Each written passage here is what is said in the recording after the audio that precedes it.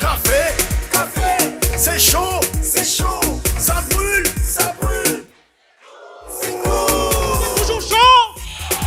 On va se mettre tous ensemble à sauter, sauter, sauter, sauter, sauter, sauter, sauter, sauter, sauter, sauter, sauter, sauter, sauter, sauter. Et on fait du bruit pour accueillir commandant.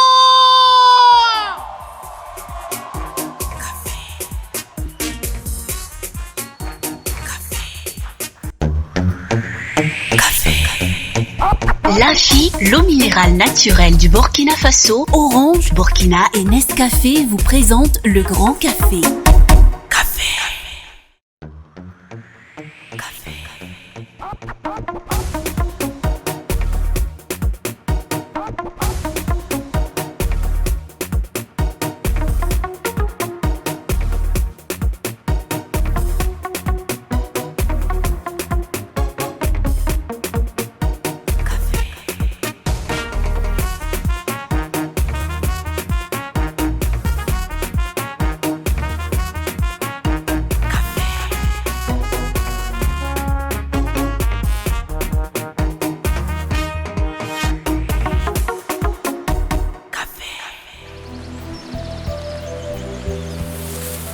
Extraite au cœur de la ville de Sia, la nature crée une eau authentique, une eau pure, une eau riche en oligo-éléments et en sels minéraux. Lafi, l'eau minérale naturelle du Burkina Faso. Vous le saviez déjà, les experts le confirment. Lafi est médaillée d'or monde, sélection 2019.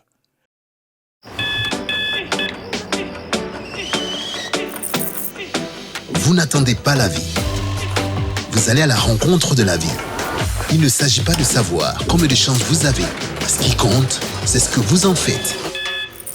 Tasse après tasse. Matinée après matinée. Commencez en force. Finissez en force. Tout commence avec un Nescafé.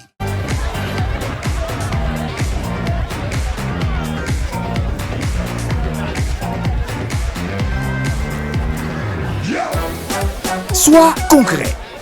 Rejoins Orange Choco, tape étoile 109 dièse et reçois 75 SMS chaque jour après envoi du premier SMS payant.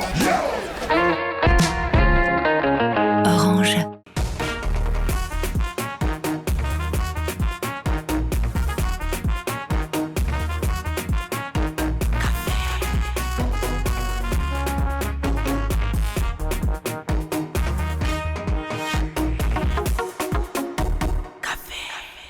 Merci. Big Ben. Bonjour, Big Ben. Bonjour mon commandant. Bienvenue au café, cher ami. Merci. Et toi seul es dans le secret des dieux.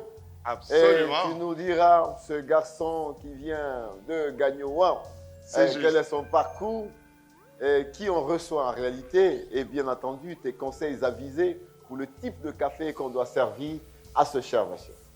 Son prénom signifie en français le pur ou encore le purifié. C'est un prénom que portait un des fils du prophète de l'islam. Notre invité est venu au monde le 27 juillet 1975 à Gagnoa, tu l'as dit commandant, c'est dans l'ouest ivoirien. Enfant studieux et travailleur, toujours premier de sa classe, il débarque à Gawa en compagnie de ses frères et sœurs en 1984 et il y reste jusqu'à l'obtention du baccalauréat série A4 philosophie lettres au lycée Bafouji. Après de brillantes études à l'université de Ouagadougou, il obtient une maîtrise en droit option judiciaire en 2001. La même année, il est recruté au ministère de la fonction publique en qualité de juriste. En juillet 2004, il a 29 ans lorsqu'il est nommé directeur des ressources humaines de l'université de Ouagadougou. Il doit gérer plus de 1000 employés, dont près de 400 enseignants-chercheurs. En février 2007, il est recruté à Somita comme assistant du chef du personnel. 3 ans plus tard, il entre à Bissa Gold comme chef du personnel. Janvier 2016, il est appelé au gouvernement au poste de ministre de la Culture des arts et du tourisme. Le 26 octobre 2017, soit moins d'une année et demie plus tard, il rend sa démission pour divergence dans la conduite des affaires de l'État. L'affaire fait très grand bruit et les Burkinabés d'ici et d'ailleurs regardent désormais ce ex-candidat à l'élection présidentielle avec une attention toute nouvelle. Mesdames et messieurs, chers chroniqueurs, c'est ce jeune au caractère bien trempé, cet homme au charisme et au sérieux, reconnu par un grand nombre de Burkinabés, que nous avons l'insigne honneur et le plaisir de recevoir aujourd'hui. Pour lui, je demanderai un expresso allongé, c'est-à-dire contenant 2 doses de lait de vache et de la mousse bien épaisse. Cher public, un tonnerre d'applaudissements pour le pur, le dur, l'honorable Tahirou Barry.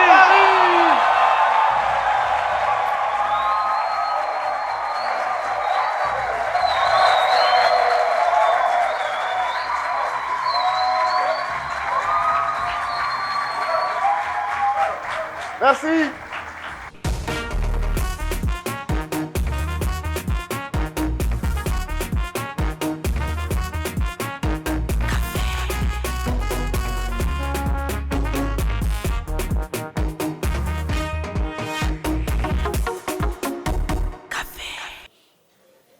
Honorable, bonjour. Bonjour, Bienvenue au Grand Café. merci. Alors, dans mes petites fiches, on a préparé quand même cette émission, tout en voulant rentrer un peu dans ce qui relève de la confidence.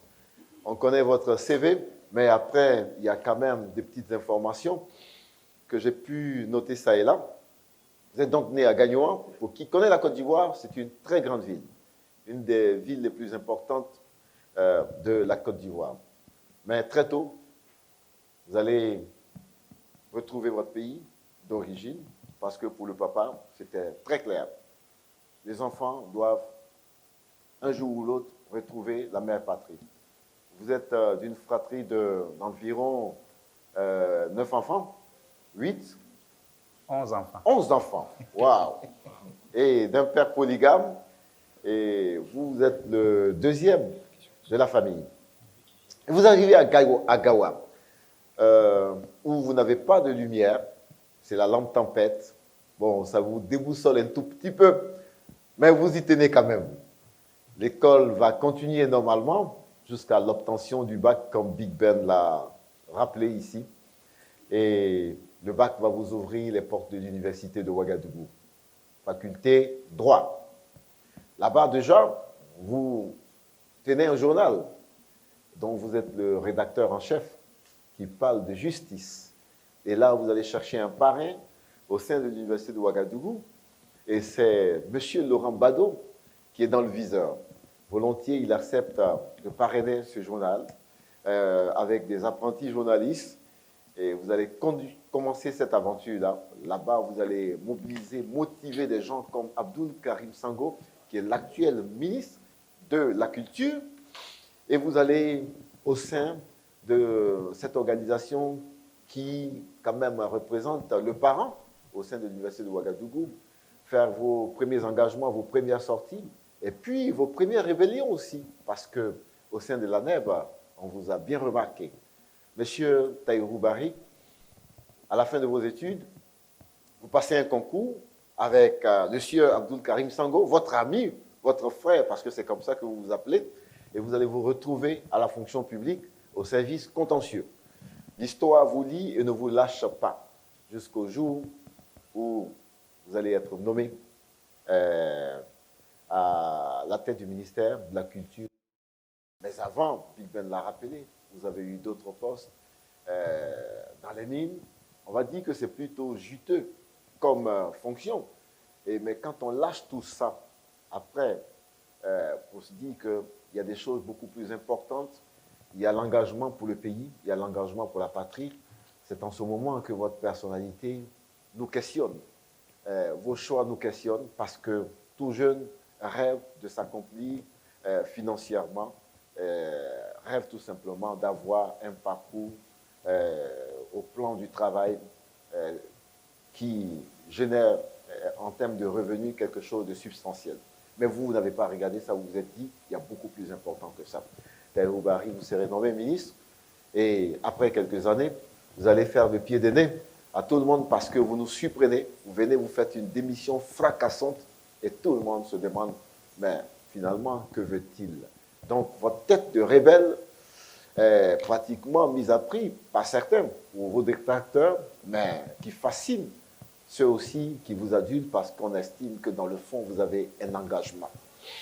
C'est à cette partie de mon intervention que je vais faire entrer mes chroniqueurs parce qu'avec vous, on va aborder un certain nombre de sujets. Merci d'être venu encore une fois de plus. Je voudrais demander à mon cher public de réchauffer ce café avec un tonnet d'applaudissements.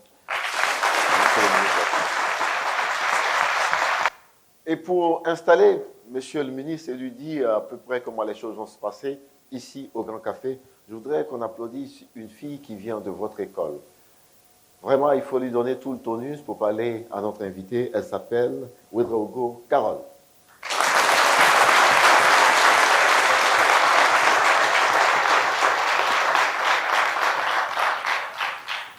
Bienvenue, mademoiselle Carole. Comment on vous présente? Bonsoir, je suis Ouedraogo Benewen Carole, étudiante en 3e année de bâtiments et travaux publics à l'École supérieure polytechnique de la jeunesse. Notre invité vous écoute. Bonsoir, monsieur Tahirou Bahri. Bonsoir. D'abord, je voulais vous souhaiter la bienvenue à l'émission. Merci. Tout d'abord, je vais vous présenter le principe. Les chroniqueurs du commandant vont vous poser des questions. Ils vont vous poser des questions dont vous devrez répondre avec toute franchise possible. Mais ne vous inquiétez pas, j'ai 3 jokers à ma possession dont vous pouvez utiliser pour esquiver des questions. Mais je n'ai que 3 jokers, ce qui veut dire que vous ne pouvez qu'esquiver que 3 questions. Merci et bon café à vous. Merci. Merci, mademoiselle Carole. Alors, honorable, vous avez toujours votre poste de député à l'Assemblée nationale du Burkina. C'est pourquoi il est quand même difficile de vous parler des fois les matins, hein, parce que vous êtes en session, vous discutez, vous élaborez des projets de loi, vous discutez, et puis après, vous avez du temps aussi, bien entendu, pour votre fonction au niveau des mines. Je ne sais pas si vous y êtes toujours. Alors, finalement, la politique, pour vous, c'est quoi? La politique, c'est un engagement pour une cause élevée. Et quand on aime son pays, quand on se dit patriote, on ne doit pas rester indifférent face à la gouvernance du pays. Et Norbert Zongo l'a si bien dit, personne n'aura un avenir dans un pays sans avenir. C'est pourquoi nous devons chercher ensemble à construire l'avenir de notre nation. Alors, autrefois, vous étiez du côté de ceux qui contestent, qui s'opposent et qui avaient tout simplement une vue extérieure de la machine d'État. Et puis vient le moment où vous êtes nommé ministre de la Culture, un ministère quand même complexe, dit-on, parce qu'à l'intérieur, on retrouve des créateurs, des producteurs, on retrouve des acteurs de la culture, donc filière musique, tous les arts, cinéma et autres. Et vous êtes maintenant soumis tout simplement à l'exercice. Et vous voyez toutes les réalités en face. Et vous pratiquez pendant un certain nombre de temps. Et un jour, vous débarrassez tout simplement de tablier parce que vous estimez que beaucoup de choses sont en contradiction avec votre vision. C'est la première question qu'on voudrait vous poser quand vous avez été donc ministre. Est-ce que tout simplement, vous avez constaté que entre le dire et le faire, il y a bien une différence? Ce n'est pas un aveu d'échec ou tout simplement, vous vous êtes dit, c'est par calcul politique, il est bien temps que je fasse ce coup d'éclat en démissionnant? Non, on ne peut pas jouer avec l'intérêt de la nation en mettant en avant ses propres calculs politiques. Il s'agit d'une réflexion qui a été menée au regard de la conduite des affaires de l'État. Nous avons pris la décision que nous estimons logique dans ce genre de situation Parce que je l'ai toujours dit avec des grands auteurs que quand un homme refuse, il dit non. Il ne faut pas s'engager dans un jeu de cache-cache quand on ne partage pas un certain nombre de choses. Et c'est simplement ce qui a été constaté.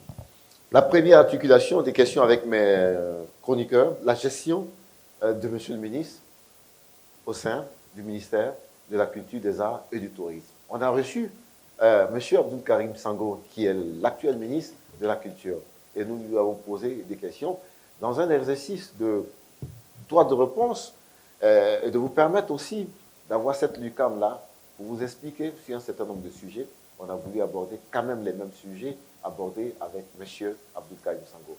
Je voudrais donner la parole à M. Salif Akerman pour qu'il vous pose la toute première question. Naturellement, au sujet de votre gestion, juste après l'arrivée du ministre Sango, il y a eu un rapport que la SE a sorti qui a relevé un certain nombre d'irrégularités et un manque à gagner de l'ordre de 477 millions. C'est vrai que c'est un chiffre qui a laissé beaucoup de gens perplexes. Du coup, on se pose plein de questions. Est-ce qu'il y a des choses qui ont échappé au ministre Tahirou Barry dans sa gestion? Parce qu'on connaît l'homme rigoureux, l'homme engagé, l'acteur politique très dynamique qui est très à cheval sur certaines valeurs.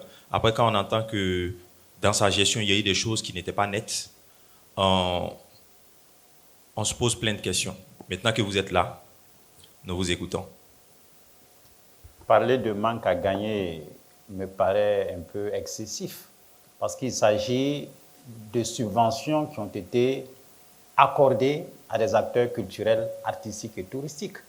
Je pense que le journal qui a révélé ce rapport qui était provisoire a établi la liste des bénéficiaires. La plupart, à ma connaissance, sont vivants. Et je crois que si ces montants n'ont pas été effectivement mis à leur disposition pour réaliser des activités concourant à la promotion de notre patrimoine culturel, artistique et touristique, ils pourront le dire. 5 francs n'est pas rentré dans ma poche. Mais monsieur le ministre, le rapport est encore plus précis. Il fait cas de 477 millions, mais surtout de procédures de passation de marché foulées aux pieds. Est-ce que vous avez quelque chose à répondre à ce niveau-là? Et à quel niveau on en est avec ce dossier-là particulièrement? Parce que s'il y a du faux qui a été dit sur vous, vous aurez aussi pu porter plainte. Vous me parlez de processus de passation de marché. Je vous renvoie à la nuit de l'ARCOP, l'autorité de régulation des marchés publics. En 2017, le ministère de la Culture, des Arts et du Tourisme a été désigné meilleure autorité contractante sur près de 16 ministères. Je ne l'invente pas.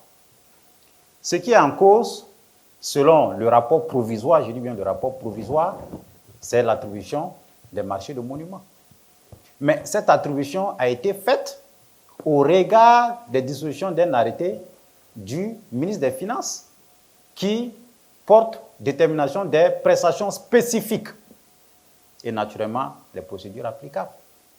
Convenez avec moi que les œuvres d'art rentrent dans le cadre des prestations spécifiques et peuvent naturellement faire l'objet de procédures dérogatoires à la matière. Vous pensez que j'ai été aussi imprudent pour me lancer dans cette démarche sans un minimum de précaution? J'ai été voir personnellement la ministre des Finances qui m'a référé à ces techniciens. Et c'est ensemble, nous avons adopté le processus. Parlons du choix de celui de l'artiste qui a réalisé l'œuvre, le monument, la statue Thomas Sankara.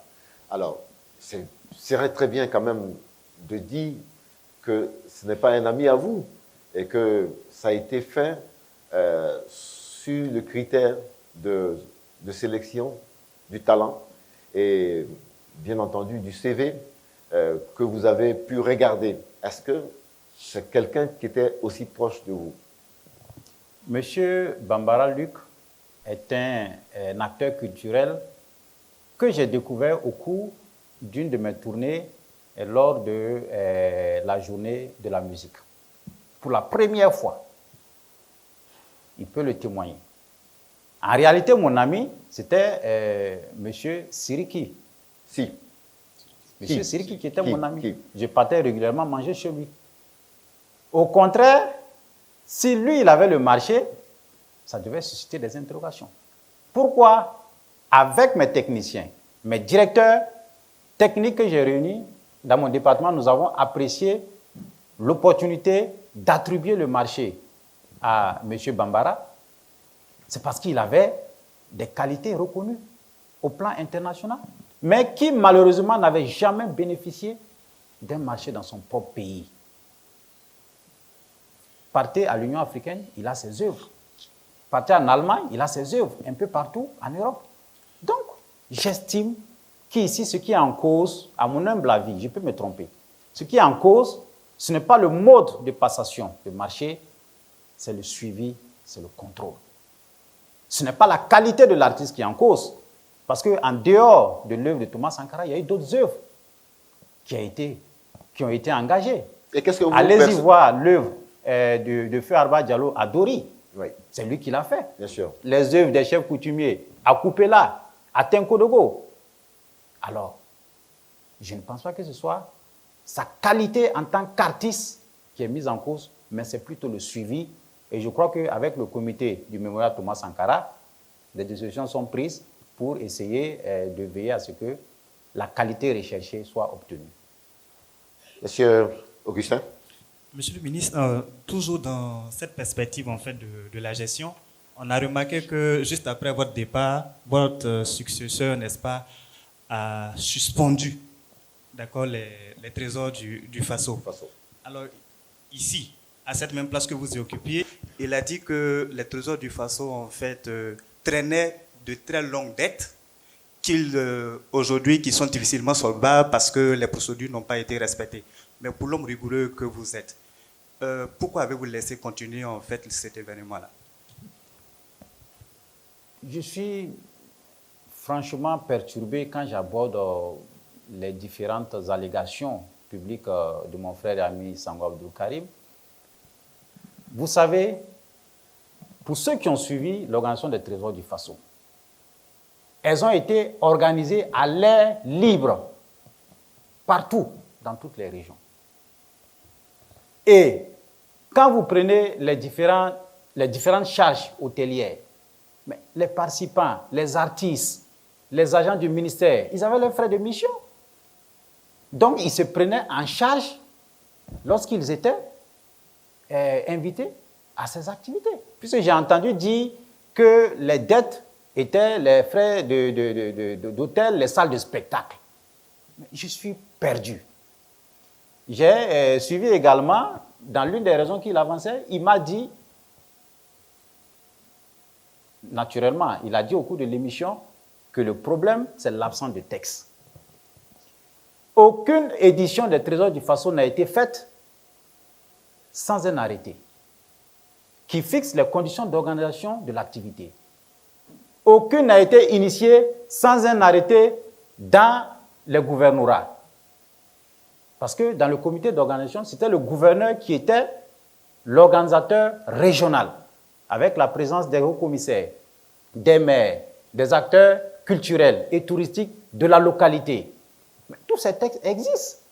J'aurais bien voulu que mon frère m'appelle pour me dire, OK, j'ai essayé de rechercher des textes portant l'organisation de l'activité, je n'ai aucune trace. Est-ce que tu peux m'enquérir davantage?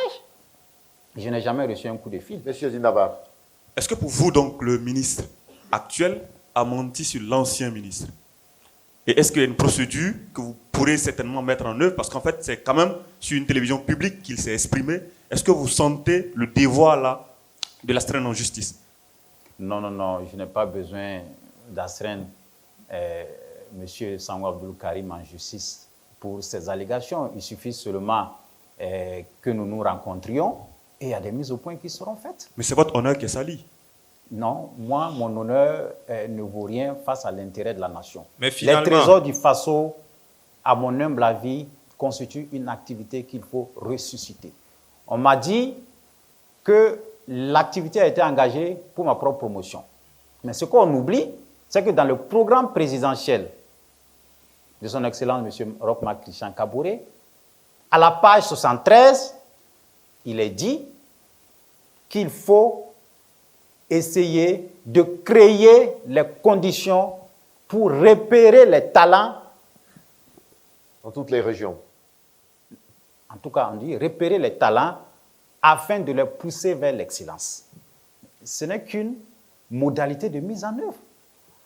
Tout à fait, on n'est pas fait. Monsieur Hervé, on l'a. Oui, moi, le paradoxe, il est là, hein, monsieur le député, parce que le ministre a dit ici qu'effectivement, lui ne voudrait pas au départ aborder le problème Taïwo.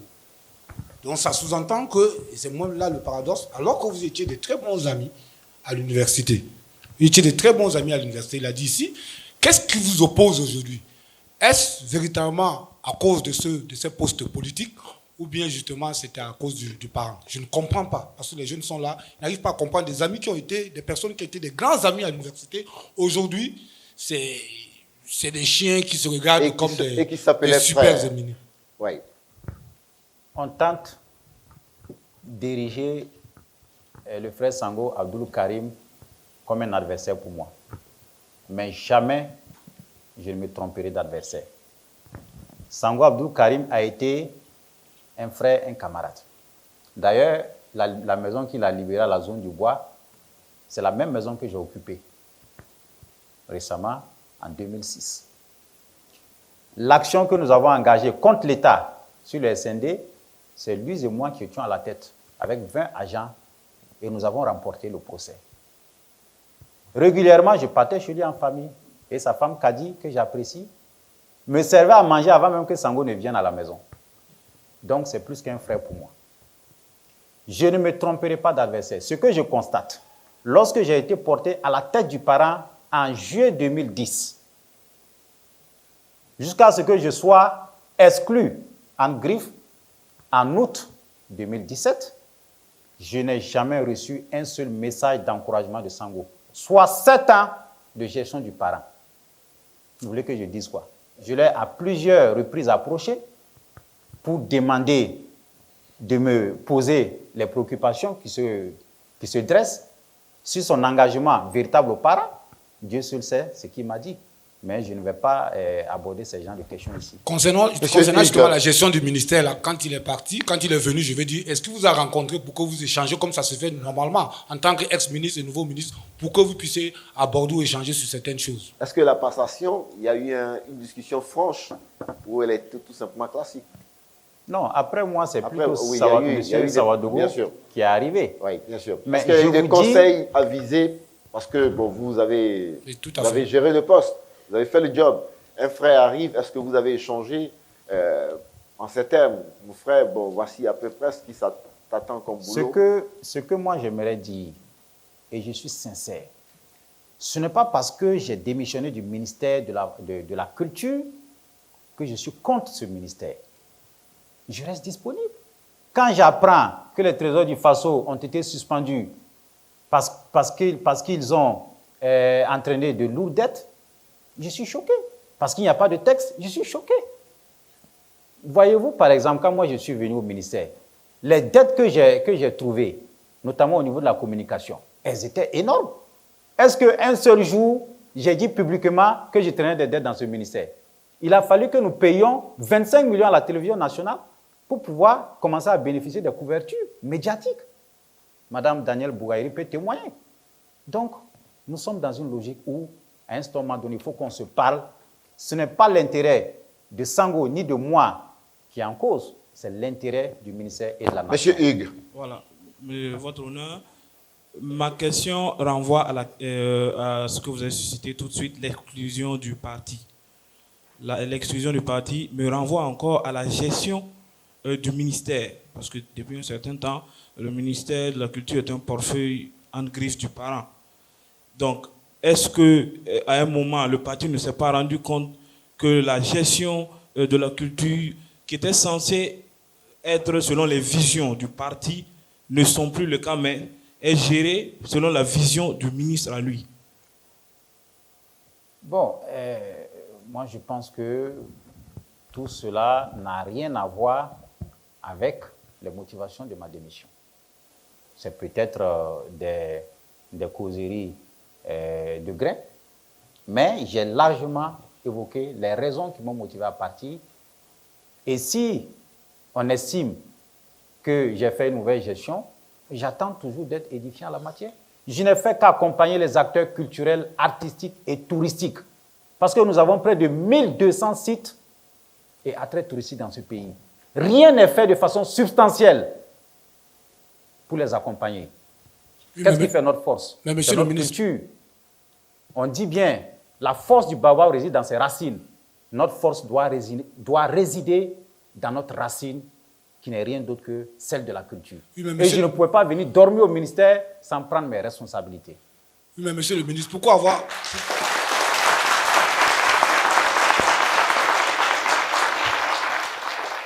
donc démissionné? Vous venez de dire tout à l'heure que c'est grâce, quelque part, c'est grâce aux acteurs culturels que vous êtes devenu ce que vous êtes maintenant. Je me souviens, une fois lors de la campagne, ce sont ces acteurs culturels qui vous ont soutenu justement à battre campagne et surtout même à devenir ministre. On a été étonnés, patatras, comme ça on découvre que vous avez démissionné, alors que ce sont ces acteurs culturels qui vous ont porté haut. Est-ce que ce n'est pas une trahison de la part même de ces acteurs culturels? Je crois qu'il y a la notion de trahison qu'il faut redéfinir. Je vous jure que tous les acteurs culturels, vous avez vu les réseaux sociaux, vous avez vu tout ce qu'on disait de bien de vous. Mais à un moment donné, tous ces acteurs culturels ont été étonnés de voir notre ministre, il ne nous a même pas avertis, il a claqué la porte. Alors que ce sont ces acteurs qui vous ont porté, à mon humble avis, au sommet là où vous êtes maintenant. Pourquoi vous ne les avez pas approchés, vous ne les avez pas approchés pour leur dire effectivement, voilà ce qui m'est arrivé, voilà ce que je suis en train de faire, je voulais partir. Quel est votre avis? Parce que vous avez demandé l'avis de ces acteurs culturels pour venir dans le gouvernement. Le jour que vous allez vouloir vous pendre, allez-vous demander l'avis de votre épouse?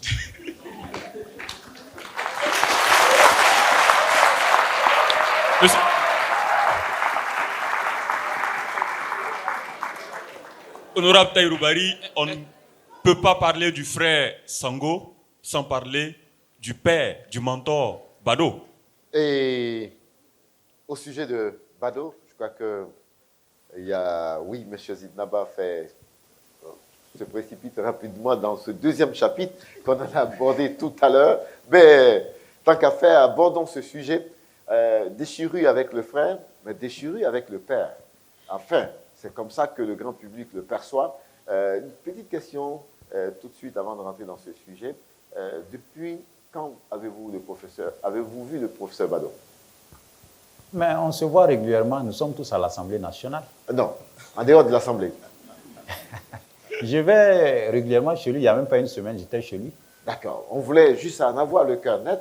Et là, quand vous nous dites, j'étais chez lui il y a à peine une semaine, on se dit, mais finalement, le torchon ne brûle pas, ou il n'a jamais brûlé. Non, le professeur Laurent Bado sait bien que je l'aime en tant que père, en tant qu'éducateur. Et il me l'a répété récemment. Vous savez, ce qui se passe et ce qui s'est passé n'est rien d'autre qu'une machination savamment orchestrée. Ce n'est pas le lieu d'aborder ces aspects. Vous avez la possibilité de prendre un joker, sinon l'opinion veut savoir. Parce que jusque-là, le frère Bado, ou du moins le père Bado, parle. Invité sur des plateaux, il se libère. Et là, vous nous dites que ce n'est pas le lieu de l'aborder. Est-ce que vous ne voulez pas dire à l'opinion effectivement ce qui s'est passé? Ça a été savamment monté. Par qui? Et à quelle fin? Est-ce que c'est un joker que monsieur l'honorable député veut prendre ici, sous les applaudissements de dessus? On ne sait jamais. Non, mais attendez, il ne s'est pas encore décidé. Pourquoi vous applaudissez? Est-ce que c'est la question? C'est quand on cache des choses qu'on prend des jokers. Oui.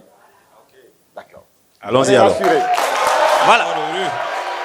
Donc, par qui et à quelle fin? Le grand frère Laurent Bado a été régulièrement saisi par des voix extérieures pour lui dire que si tu n'entreprends pas des démarches pour écarter Tahirou Barry, c'est lui qui va t'écarter. Et il s'est confié à moi à plusieurs reprises.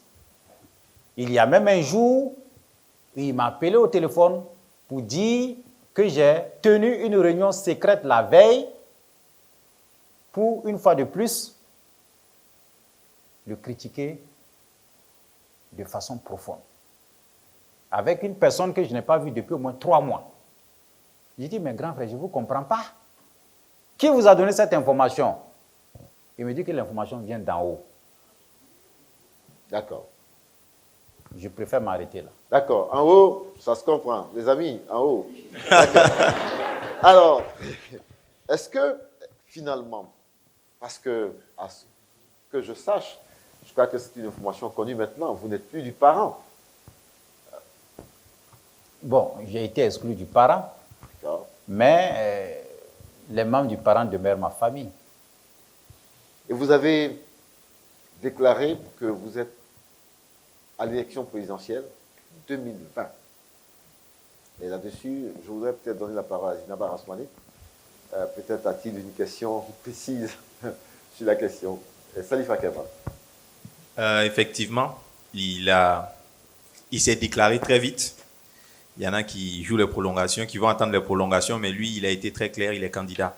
Aujourd'hui, avec le contexte sécuritaire et l'actualité que le Burkina connaît depuis un certain temps, est-ce que votre appartenance, on va dire ethnique, ne peut pas être un facteur qui peut jouer sur vos chances aux élections à venir?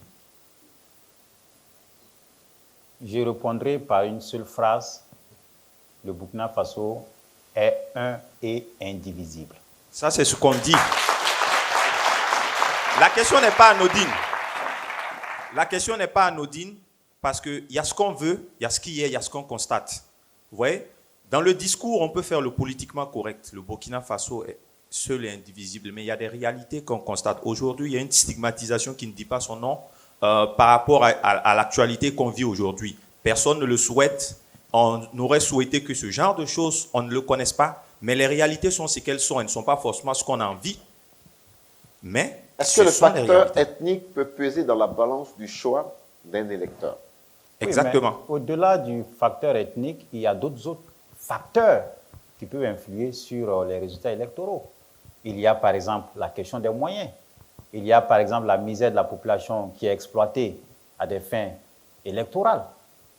Il y a l'aspect régionaliste. Mais vous voulez qu'on croise les bras et laisser le pays aux mains des personnes qui sont en crise d'inspiration? Je dis non. Alors moi, j'ai besoin de connaître votre avis sur la question. La question, elle est très simple. Aujourd'hui, est-ce que le facteur ethnique peut peser dans la balance? C'est de ça il est question. Il y a plusieurs aspects. Moi, j'ai choisi cet aspect-là parce que c'est un sujet qui est un peu tabou, mais qui est latent. C'est ce que je vous dis. Il y a des plaies dans notre démocratie.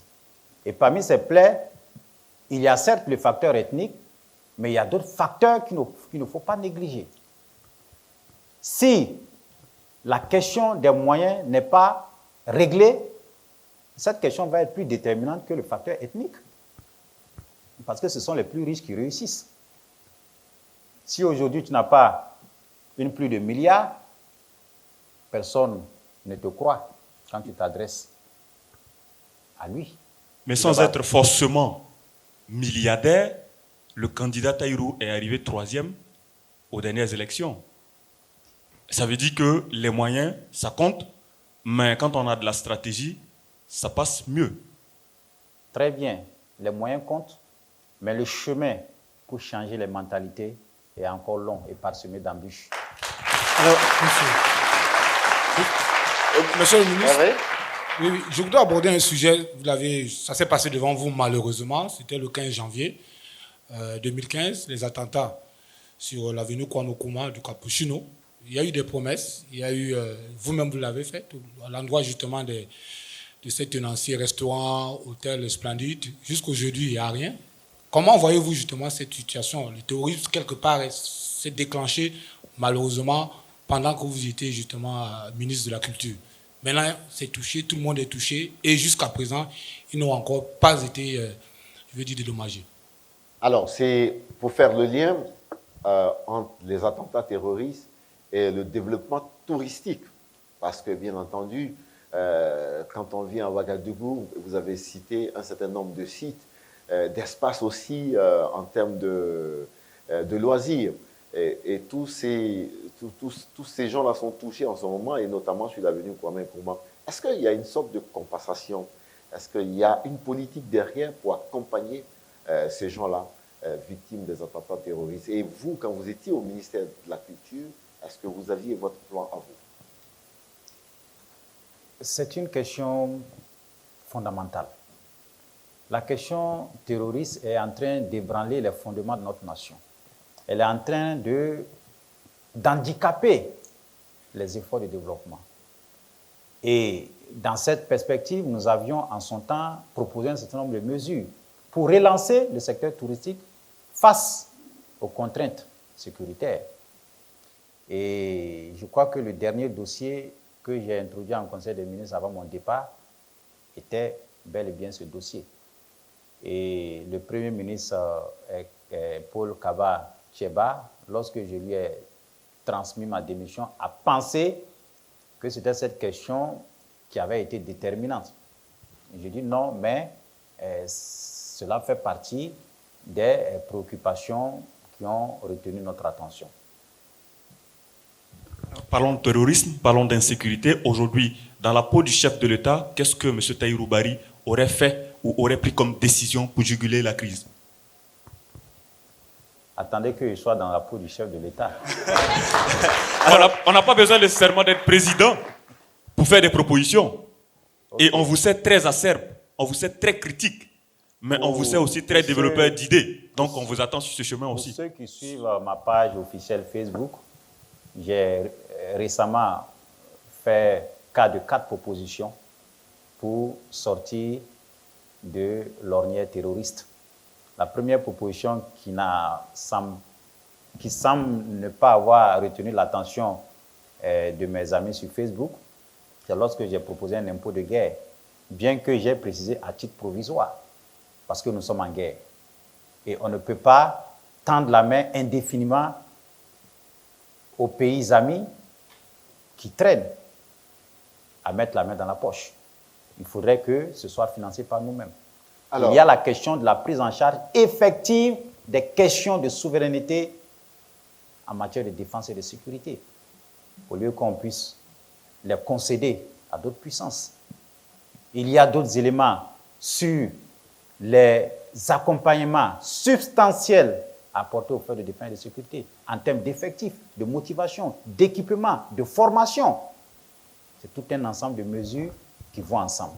Alors, Monsieur Tahirou Barry, on sait aussi que pour ceux qui sont dans le secret des dieux, dans le milieu des professionnels du show business, on sait que vous avez été producteur. Pas producteur dans le sens de faire du business. Vous avez été un mécène. Vous avez produit l'artiste Maïs, à l'occurrence avec cette chanson « Je n'ai que ma voix », qui a fait un succès sur au moins 3 bonnes années. Et puis après, en bon mécène, vous vous êtes intéressé à accompagner toutes les activités culturelles quand on vous sollicitait. Et notamment à Gawa, on vous reconnaît d'avoir fait organiser, accompagner, financer un certain nombre d'activités là-bas. Parce que Gawa, il faut le dire, c'est aussi votre ville de cœur.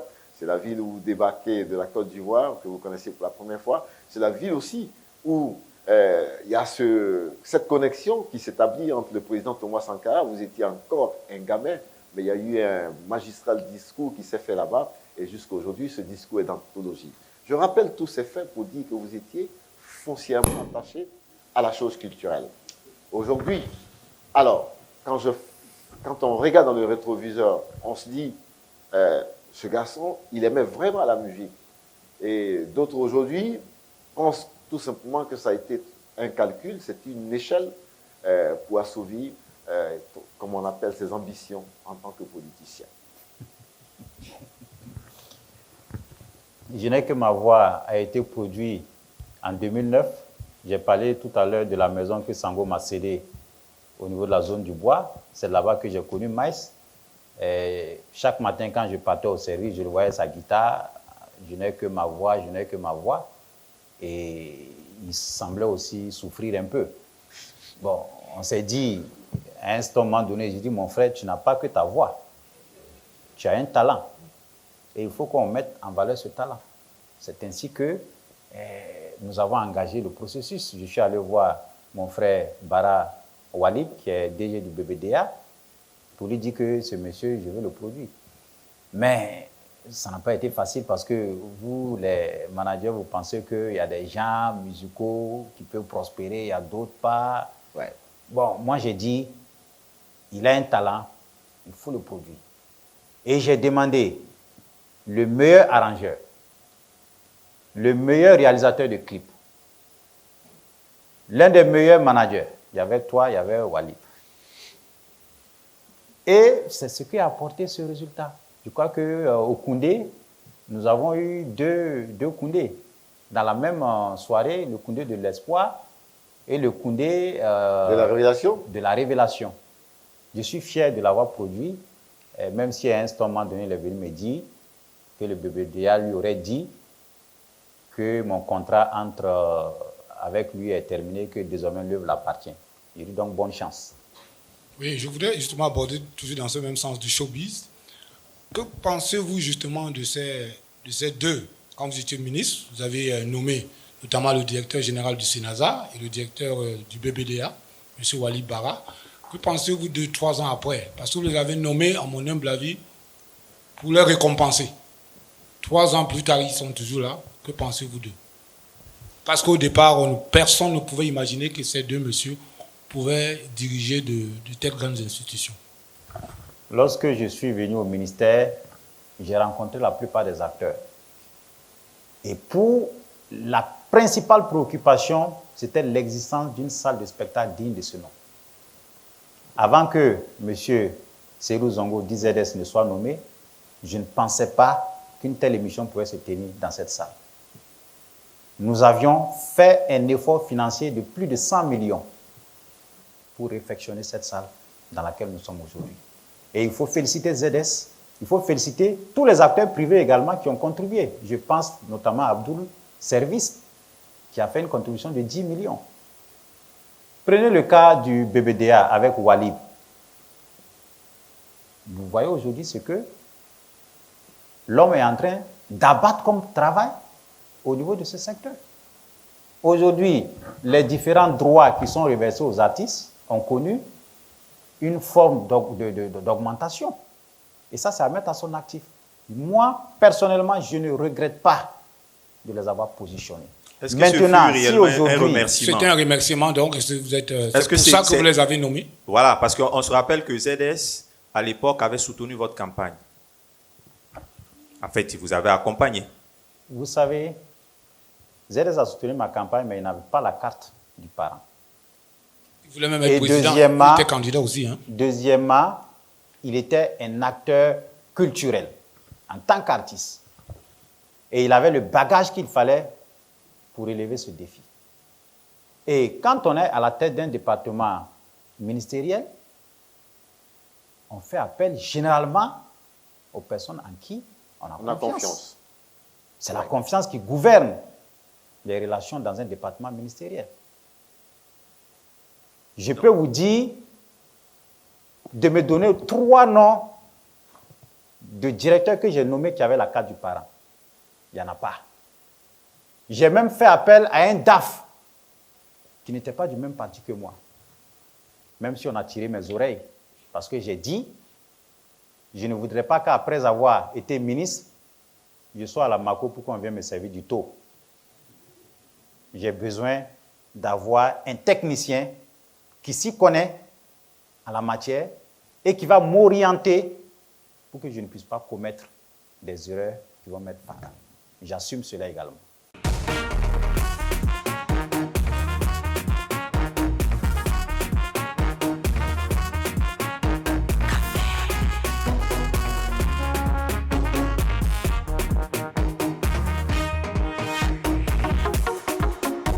Café. Extraite au cœur de la ville de Sia, la nature crée une eau authentique, une eau pure, une eau riche en oligo-éléments et en sels minéraux. La vie, l'eau minérale naturelle du Burkina Faso. Vous le saviez déjà, les experts le confirment. La vie est médaillée d'or monde, sélection 2019.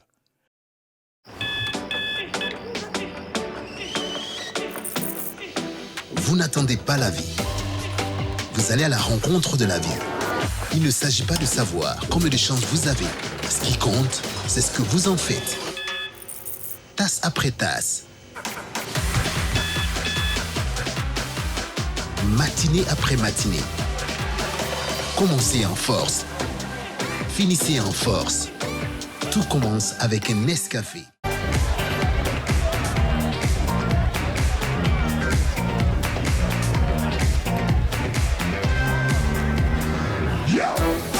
Sois concret.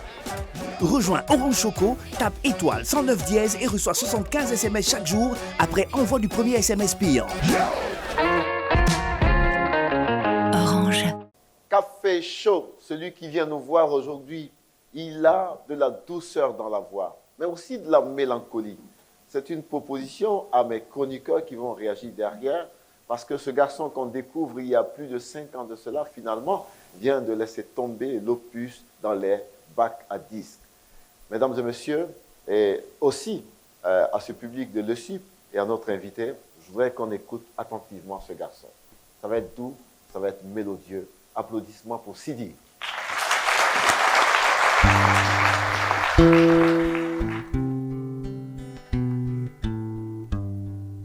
Daru yesoma, darangadama, dara ala o, diopa adunaru, julen ala o, yopen aduna, rewen ala o, adunaru o olu, adunaru o olu, bibe adama rembe, ngaren farewen ala, bibe adama rembe, ngaren fajulen ala, bibe adama rembe, ngaren farewen ala, bibe adama rembe, ngaren fajulen ala.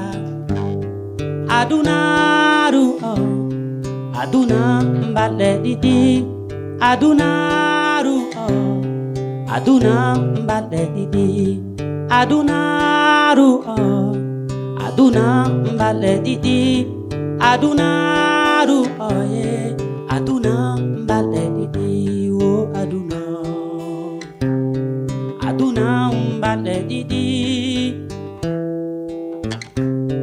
Aduna mbale didi, adunaru oh, aduna mbale didi, adunaru oh, aduna mbale didi, adunaru oh, aduna mbale didi, adunaru oh yeah, aduna mbale didi, oh aduna. Sidi, applaudissements encore.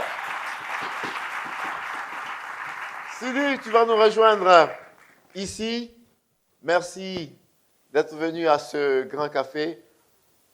Salut, bonjour cher ami. Bonjour. Comment vas-tu? Oui, ça va très bien. Alors, comment te sens-tu dans ce grand café invité pour la première fois? Oui, je suis très content d'être là. Oui. Voilà, et plaisir de jouer ici ce soir. Alors, Sidi, c'est vrai qu'on t'a annoncé depuis bien longtemps et finalement l'album est tombé. Parle-nous de cet album. L'album Finatawa est sorti 19 octobre à l'Institut français, un album de 8 titres. Voilà, c'est un album que j'ai composé avec beaucoup de rythmes aussi. Il y a des rythmes comme Kiri, créé par le berger Peul. Ouais. Et voilà, donc il y a des rythmes mandingue et Peul. Ouais. Voilà, avec fusion aussi avec du pop et le funk. Alors, Salif Akeman, d'entendre ce genre de musique aujourd'hui, quand on connaît comment l'atmosphère, l'univers, le paysage musical est pollué par tout ce qu'on entend de sonorité, on se dit, mais est-ce que ce garçon ne se risque pas? Est-ce qu'il prend le chemin le plus facile? Au jour d'aujourd'hui, on dirait qu'il prend le chemin le plus compliqué. Mais en même temps, souvent dans ce qui est compliqué, il y a de l'enseignement, il y a de l'apprentissage, on se bonifie. Il aurait pu prendre le chemin de la facilité, faire le style qu'on voit tout le temps, un ordinateur, et puis voilà, on agence les choses. Là, avec une guitare, une belle voix, il pose c'est du full day si je ne m'abuse. Oui. C'est bien ça? Oui, c'est full. Et c'est très rare, c'est l'une des rares fois où j'entends du full day sur un style pareil. Parce que très souvent, ça fait plus traditionnel et autres. Et lui, il essaie de métisser sa chose, il la modernise. Et c'est beau, c'est vivant, et ça donne juste l'envie de se reposer. Merci. Merci. Zinaba Rasmanen, c'est une découverte pour toi aussi, je pense. Découverte, et je suis charmé pour 2 raisons. J'ai un faible toujours pour les artistes qui jouent d'un instrument. Et c'est tellement bien maîtrisé, c'est en communion avec la voix, c'est calme, c'est langoureux. Tu peux manger, écouter, tu peux être en boîte, écouter, tu peux être partout, écouter. Et c'est ça aussi, la musique, ça transforme et ça vous envoie des émotions, des choses. Et c'est ça qui est le plus important. J'ai retrouvé Bilaka Kora avec sa guitare. J'ai retrouvé Floby à ses débuts. Je lui souhaite d'avoir 2 Koundé, 3 Koundé, 4 Koundé et ainsi de suite. Merci. Hervé, voilà. Oui, c'est vrai que je le suivais depuis très longtemps. Hein. C'est qu'on s'est beaucoup rencontrés, on a échangé il y a 5-6 ans. Il prend le temps pour créer, il prend le temps pour monter, et puis il prend également le temps pour sortir et prester. Je pense que c'est comme ça un artiste. Moi, j'apprécie bien ce qu'il fait. Moi, je dis qu'il fait une musique, certes, de recherche, mais qui est également transversale. Il ne va pas seulement se consommer ici, au Burkina, il va se consommer ailleurs et même au-delà. Je pense qu'à travers cette originalité qu'il a ici, qui passe, qui est créée à partir du folklore de chez lui et de chez nous, je pense que ça va aller plus loin. C'est une musique de recherche qui est très appréciée également. Merci. Augustin. Alors, pour moi, c'est une découverte, franchement. Alors, comme Hervé le dit aussi, je pense que c'est une musique qui est exportable. Et moi, je suis un fan du live. Alors, toute mon admiration, félicitations et merci beaucoup pour ce risque. Alors, c'est aussi une découverte pour moi. Du coup, c'est mélodieux, c'est soft, c'est vraiment dansant et en même temps conscientisant. Parce que ça tombe à un moment où je ne veux pas jeter de la poudre aux yeux, mais le Fulfulde renvoie à une ethnie aujourd'hui qui n'est pas trop appréciée parce qu'il y a des stigmatisations qui tournent autour d'eux. Et avoir un artiste qui se lance de façon moderne, avec une langue qui a trait à une ethnie qui est un peu décriée, je pense que c'est fantastique. Et je te souhaite vraiment bon vent. Est-ce que vous avez kiffé, les amis? Hein, on va lever tout ça pour nous montrer. Voilà, ils ont kiffé. Merci. Et le dernier mot revient à notre invité. Voilà, certains diront que cette invitation a été faite à dessein. Et pourtant, c'est le hasard qui tombe sur vous, monsieur notre invité. Sidi, c'est quelqu'un qu'on avait dans notre programmation. Et je l'avais tenté la semaine dernière avec l'émission qui a précédé celle-là. On n'a pas pu la faire. Et finalement, c'est une belle coïncidence, non? Artistiquement parlant. Je pense qu'au-delà de la mélodie, il y a le sens qui ne laisse pas indifférent. La vie, c'est 2 jours. Je crois que c'est en gros ce qu'il chantait. Et quand on a conscience que la vie sur Terre, c'est vraiment pour un temps très restreint, on est obligé de se donner à fond dans les causes que nous avons librement choisies. Et je voudrais vraiment le féliciter, l'encourager. Ouais. Est-ce que vous connaissez? Non, c'est ma première fois de le voir. C'est une découverte. Oui. Sidi. Merci Sidi. À la prochaine et vraiment ça va nous faire plaisir de te revoir ici encore. Et Sub Jeunesse, je sais que celle qui va venir, c'est vraiment tout chaud et je vous connais. Vous aimez ce genre de musique-là. Elle a une voix douce, câline.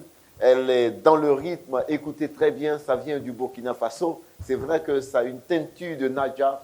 C'est tout nouveau, c'est un single et ça vient à peine de sortir. Balancé depuis maintenant 4 jours, on ne parle que d'elle et ça passe en boucle sur YouTube. Celle qu'on a choisi de vous faire plaisir aujourd'hui, elle vient vraiment vous offrir quelque chose de magique. Elle parle de la bague au doigt. Ma bague au doigt avant toute chose. À tous ces loups, ces prédateurs qui guettent ces demoiselles en leur promettant la lune, elle vous dit, d'accord, mais la bague d'abord. Mesdames et messieurs, chers amis téléspectateurs, allons à la découverte de cette Miss qui sort enfin son dernier single. Voici Miss Tania. Go down, down, oh baby, go down, down, go down, down, oh baby, go down, down. If you love me like you said, then follow me to my mama, to my dado, and my gado. If you love me like you said, then follow me to my mama, to my dado, and my gado. It's true love, I don't know, I don't know. It's true love, I don't know, I don't know. It's true love, I don't know, I don't know. It's true love, I don't know, I don't know. Voyez la main petit pour attama, nama no fara. Yum solo ref jetan kawanyen bambura. Tout ça faut que tu vois ma mère et que tu vois mon père. Si tu dis vrai là ouais, passe-moi la bague au doigt. Sinon le vrai là tu n'auras pas ouais. Ce que tu veux là tu n'auras pas ouais. Le ouais que tu vois là tu n'auras pas ouais. Tu n'auras pas. Oh non non tu n'auras pas. Yo le sens de nonga mambo pogo wanyen mambura. Yo mambura panitaba. Yo le sens de nonga mambo pogo wanyen mambura. Yo mambura panitaba. It's true love, I don't know, I don't know. It's true love, I don't know, I don't know. It's true love, I don't know, I don't know. It's true love, I don't know, I don't know. I don't know, I don't know.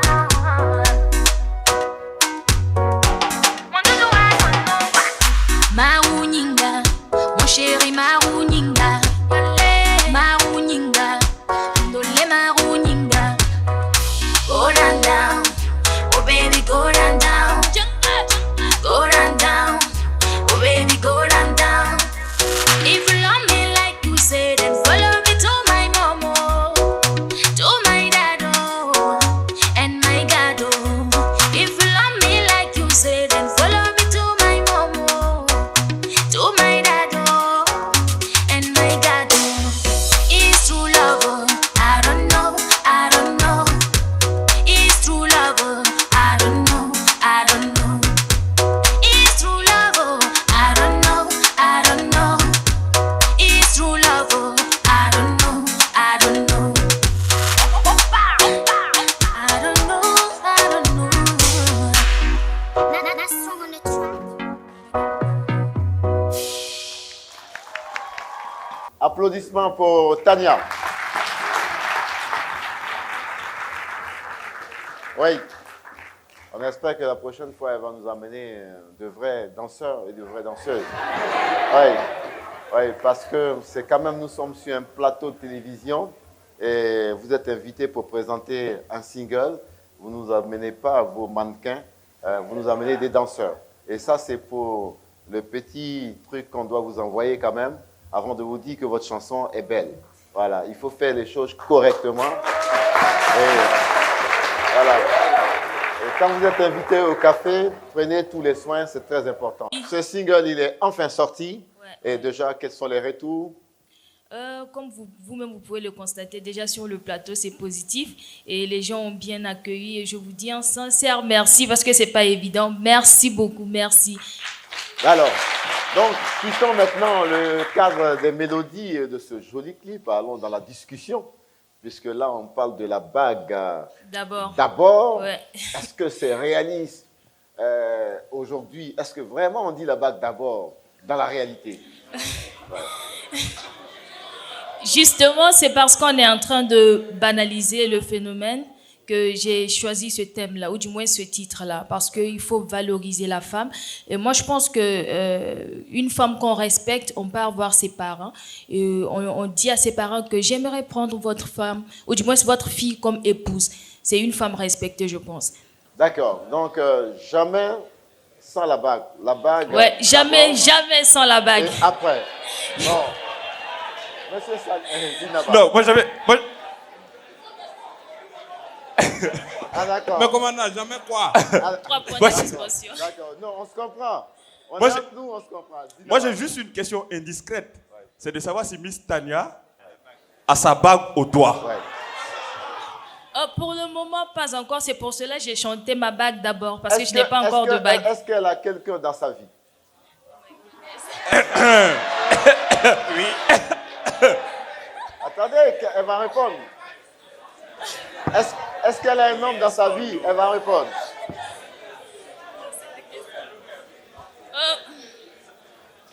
On réfléchit, hein? Il y a un joker, il y a un joker. Le joker, c'est pas pour toi. Est-ce que Tania a un homme dans sa vie? Oui. Mais est-ce qu'il a donné la bague? Parce que s'il n'a pas la bague, moi je te donne la bague à la sortie. Et tu aurais dit ça rapidement. Puisque j'ai dit dans la chanson, si tu ne me donnes pas la bague, tu n'auras rien. La question est de savoir maintenant, est-ce qu'il a eu quelque chose sans la bague? Donc c'est un message qui lui est adressé indirectement. Voilà. D'accord. Il aura compris. Alors, les amis, vous avez le message est tout fait. Merci. Merci Tania. Merci Merci beaucoup. et bonne chance. Merci. On l'aura bien compris, c'est un message qui est adressé à tous les hommes, mais à toutes les femmes aussi, qu'il faut être sérieux dans toute relation. Oui, Je ça crois c'est que vrai. c'est ce qu'il faut retenir, mais on en profite pour dire que ce single quand même annonce un album qui va venir. Et quand on regarde un peu ce que tu nous as balancé depuis la première chanson jusqu'à celle-là, on comprend bien qu'il y a de la consistance dans cette démarche artistique. On voudrait te féliciter et dire merci à tout ton staff et à ta productrice que je connais très bien. Beaucoup de rigueur dans cette démarche et félicitations. On espère que dans les jours à venir, on verra finalement cet album tant attendu. Merci Tania. Merci beaucoup et merci à tous. Merci. Mensonge ou vérité? 10 questions posées tout droit dans les yeux de notre invité. Et celle qui va s'en charger s'appelle Marie Ango. Sous vos applaudissements.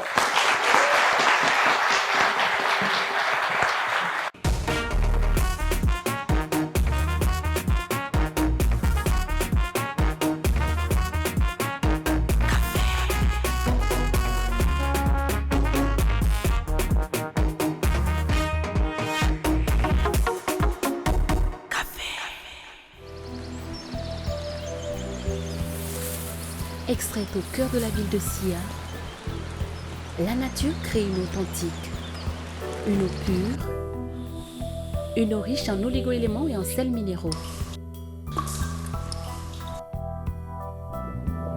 La vie, l'eau minérale naturelle du Burkina Faso. Vous le saviez déjà, les experts le confirment. La vie est médaillée d'or monde, sélection 2019.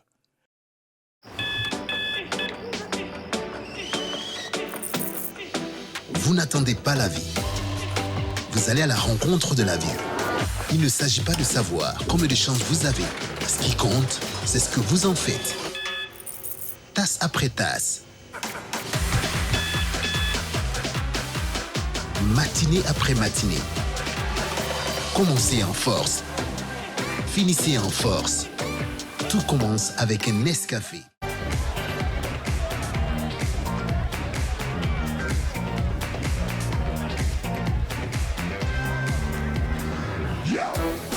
Sois concret. Rejoins Orange Choco, tape étoile 109 dièse et reçois 75 SMS chaque jour après envoi du premier SMS payant. Orange.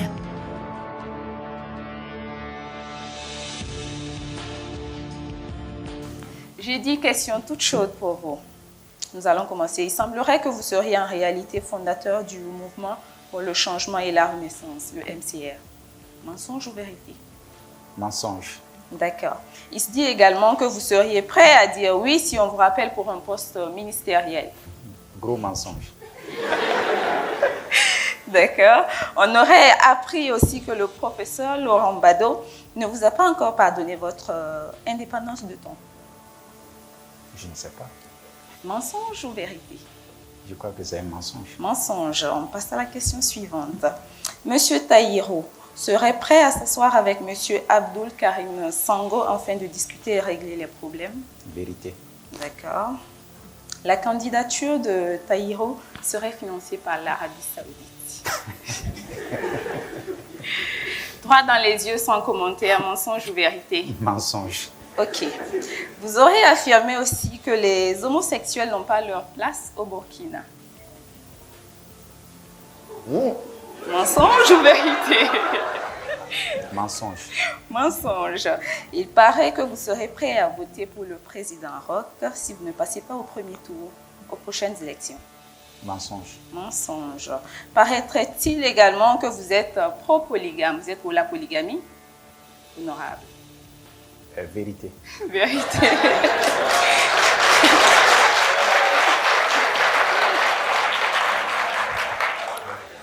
Êtes-vous pour une candidature pour Laurent Gbagbo en 2020? Laurent? Pour Laurent Gbagbo en 2020, pardon, excusez-moi. Vérité. Vérité.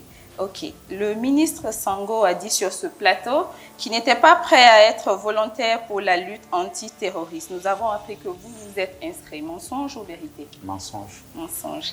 Merci de vous être prêté à cet exercice. Merci à vous. Merci.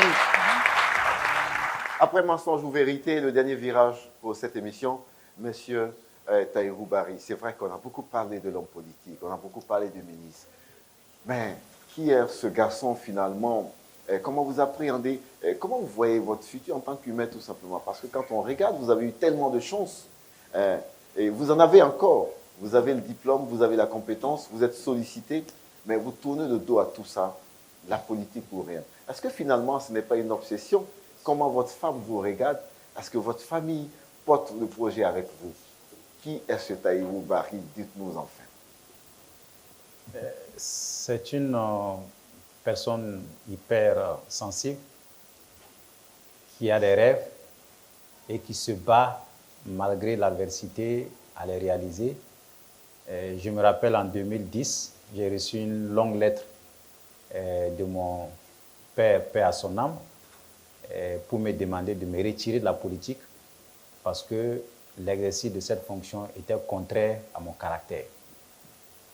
Il a fallu l'intervention de ma mère et des amis très proches de mon père pour lui demander de plutôt faire des prières pour moi et de me laisser accomplir ce que Dieu décidera pour moi. Et votre épouse? Elle prend simplement acte de tout ce que je fais, mais il faut dire que ce n'est pas facile parce que je suis régulièrement absent et cela n'est pas facile à la fois également pour les enfants. Est-ce tant pour votre absence ou pour ce que ça peut impacter sur quand même les ressources de son cher et tendre époux? Bon, comme c'est l'émission Café, il y a assez de dépenses que je ne partage pas avec elle parce que si elle le savait, peut-être que mes bagages allaient se retrouver dehors un jour. Je crois que ce n'est pas facile. Monsieur le chroniqueur. Bon, on est presque à la fin de l'émission. Moi, j'ai envie de poser une question au futur Tahirou Bari. La question aujourd'hui qui revient le plus souvent, c'est la question du franc CFA, c'est la question des bases militaires étrangères sur le territoire burkinabé. Quel est votre avis sur ces deux questions-là, très rapidement? Deux mots, la souveraineté pleine et entière à la matière. Ça veut dire non au CFA, non aux bases. Naturellement. Hervé, on l'a. Hervé. Au regard justement de l'opposition à la situation politique actuelle, notamment vous êtes député, est-ce qu'il y a certains députés j'espère que vous vous rencontrez. Est-ce que vous vous saluez au regard justement de tout ce qui a été dit, notamment concernant l'insurrection populaire? Il y a eu des morts, et ainsi de suite. Vous êtes parfois devant ces députés-là, ces personnes qui ont parfois même été peut-être quelque part au devant des choses. Est-ce que quand vous vous retrouvez ensemble, vous vous racontez, vous vous saluez, vous dînez ensemble? Mais à l'Assemblée nationale, c'est une grande famille. Il n'y a pas l'émergence de clivages politiques. Récemment, j'étais aux obsèques lors du décès du père de l'ex-président de l'Assemblée nationale, M. Arsène Boessanié, dans la boucle du Mouhoun. Mais la plupart des députés, toute obédience confondue, s'y sont retrouvés. Il n'y a aucune manifestation politicienne ou partisane dans nos relations à l'Assemblée nationale. Monsieur Augustin. Alors, Monsieur le ministre, après votre démission, vous avez été plutôt très virulent envers vos collègues qui sont restés au gouvernement. Alors aujourd'hui, quelle relation vous entretenez avec eux? Au contraire, j'ai remercié tous les membres du gouvernement qui m'ont accompagné et j'ai particulièrement remercié 2 ministres qui m'ont beaucoup enseigné un certain nombre de valeurs. Et je ne vois pas en quoi est-ce que je les ai manqué de respect. Non, pas manqué de respect, mais quelle est votre relation actuelle? Les relations sont fraternelles. Quand on se retrouve à l'Assemblée, on cause. Et l'anecdote, c'est que le ministre Bagoro, René, ministre actuel de la Justice, était membre de l'équipe de rédaction du journal Le Juriste que j'animais quand nous étions à l'université. Et les relations sont très bonnes. Honorable, moi, c'est beaucoup plus une doléance qu'une question. Je ne sais pas comment vous allez régler ça. Vous et votre ami et frère Sango, les deux, on va dire quoi? On va dire héritiers du professeur Bado, des gens brillants. Professionnellement, vous avez fait vos preuves. Au niveau politique, vous avez un certain leadership. J'estime que vous êtes des exemples pour la jeunesse. Et cette guéguerre qui ne dit pas son nom, je vais appeler ça ainsi, parce qu'on a reçu le ministre Sango, qui en griffe dit que bon, il y a des divergences, mais après ça, on va se parler, ça va passer. Vous aussi, c'est à peu près la même chose, mais on sent qu'il y a un problème. J'estime que, en tant que leader et jeune, qui avait, comment on appelle ça, le souci que la nation reçoive des vibrations positives, vous devez trouver un moyen d'aplanir ces divergences, pas forcément de devenir les frères et les amis d'hier, mais aplanir ces divergences pour envoyer un signal à cette jeunesse qui vous suit et qui, comment je vais dire ça, qui prennent des repères à partir de vous. Sinon, vous êtes des personnages publics, on sait qu'ils sont en désaccord et ça ne... Je pense qu'on peut faire mieux que ça. Et c'est une doléance que je vous envoie. Je ne sais pas comment, dans la forme, vous allez gérer ça, mais on aurait aimé un jour recevoir les deux sur un plateau ou les croiser quelque part et sentir qu'il y a toujours cette chaleur-là, au-delà des divergences de points de vue. Merci. Sur ce point, je vous dirai avec franchise, avec honnêteté, avec ma plus grande foi, que je n'ai aucun problème avec Sango Abdul Karim. Je suis disponible et s'il a besoin de moi en termes d'information pour le ministère, parce que même pour le mémorial Thomas Sankara, il y a certains responsables qui sont revenus vers moi à la recherche de documents. Sango ne m'a jamais appelé. Je suis disponible et je n'ai aucun problème avec lui. Chacun de vous dit ça en fait. Mais est-ce que vous ferez le premier plat? Les amis, on ne va pas en faire un débat, puisque c'était une simple suggestion. Et on va continuer pour boucler cette émission. Peut-être on voudra demander à monsieur l'honorable député, est-ce qu'au sorti de cette émission, il prendra son téléphone pour dire, cher ami, bonjour, je suis passé à l'émission Café, il est temps qu'on se serre la main. Peut-être, peut-être. Et on va applaudir ça, peut-être. Voilà. Et si ce n'est pas indiscret, entre Sango et vous, qui est le plus âgé, qui est le grand frère? Je crois que je suis le grand frère. Alors, voilà. Donc, ce n'est pas du grand frère. S'il est de 76, moi je suis de 75, donc je suis le grand frère. Vous êtes le grand frère. Et en Afrique, vous savez ce qu'on dit. On dit que c'est le grand frère qui prend l'initiative de la paix. Mais parce je vous dirais, beaucoup plus de sagesse. Je vous dirais qu'il n'a pas de fond, parce que quand je l'invitais au barrage pour courir, oui, après la moitié du chemin, il marchait. D'accord.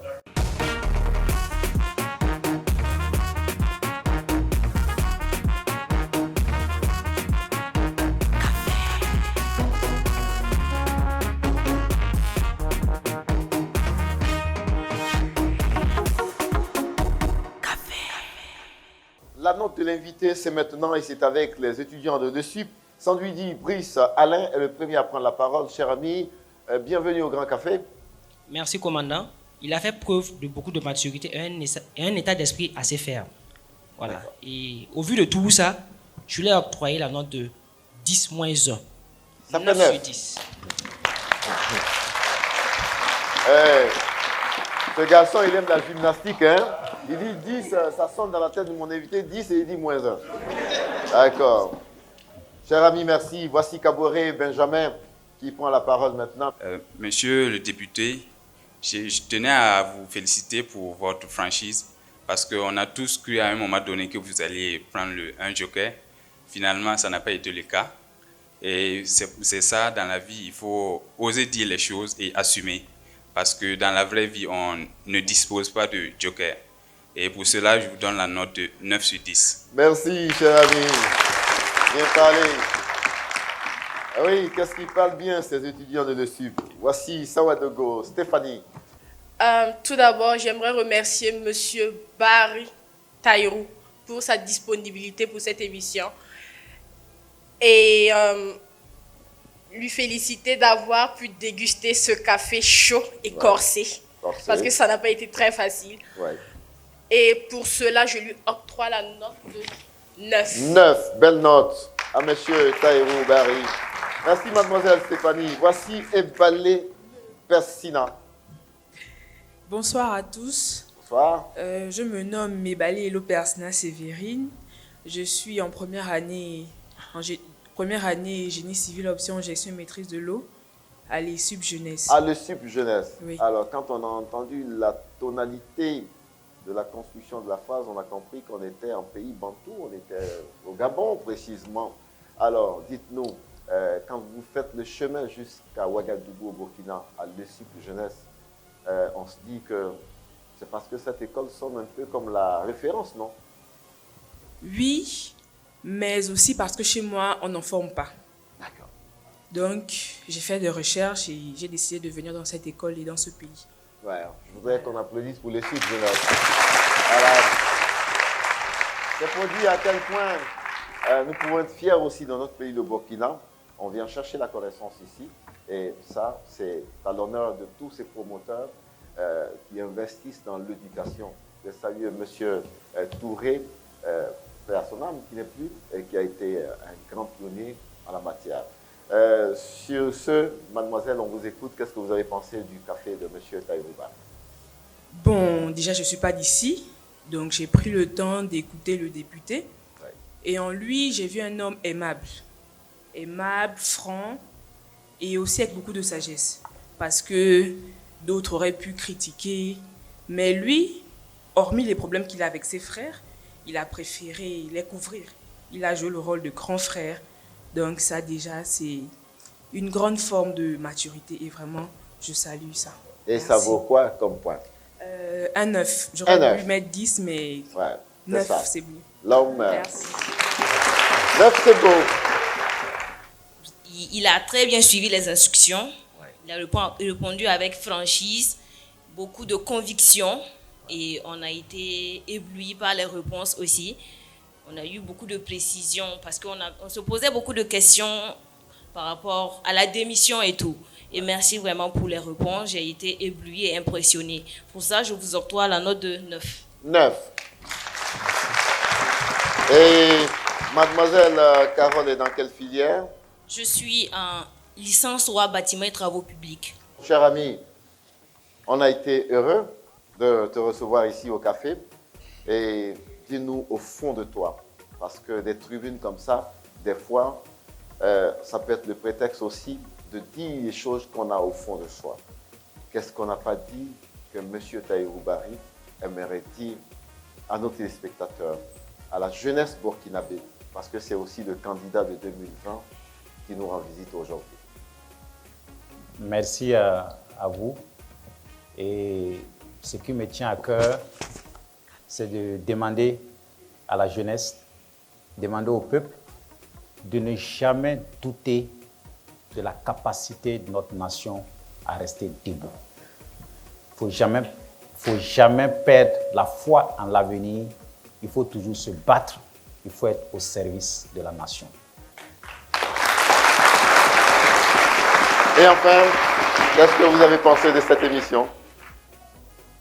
Le café, votre café, qu'est-ce que vous en avez pensé?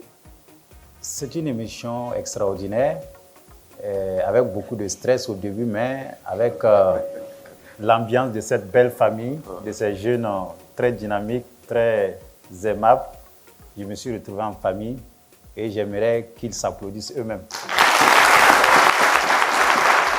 J'aimerais remercier également tous les initiateurs du concept, parce que c'est un concept original qui permet à l'invité d'aborder une facette de son parcours, de sa vie, de sa vision, qui généralement n'est pas abordée dans d'autres formes d'entretien. Ça, c'est à mettre à votre actif.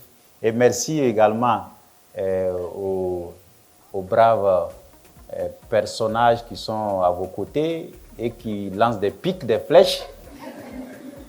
Mais c'est un peu dans l'esprit de l'émission et je voudrais féliciter vraiment tout le monde. Merci beaucoup. Le SUP nous a apporté cette émission et on vous la doit.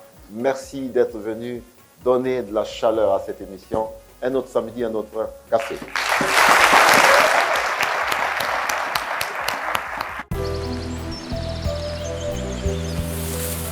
Extraite au cœur de la ville de Sia, la nature crée une eau authentique, une eau pure, une eau riche en oligo-éléments et en sels minéraux. La vie, l'eau minérale naturelle du Burkina Faso. Vous le saviez déjà, les experts le confirment. La vie est médaillée d'or monde, sélection 2019.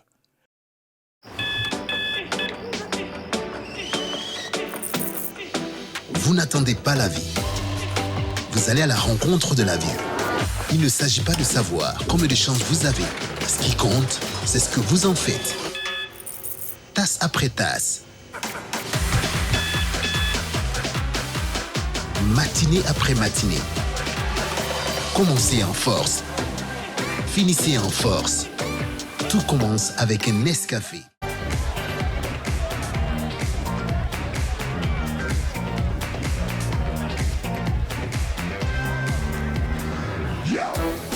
Sois concret. Rejoins Orange Choco, tape étoile 109 dièse et reçois 75 SMS chaque jour après envoi du premier SMS payant. Orange. Café. La vie, l'eau minérale naturelle du Burkina Faso, Orange, Burkina et Nescafé vous ont présenté le Grand Café.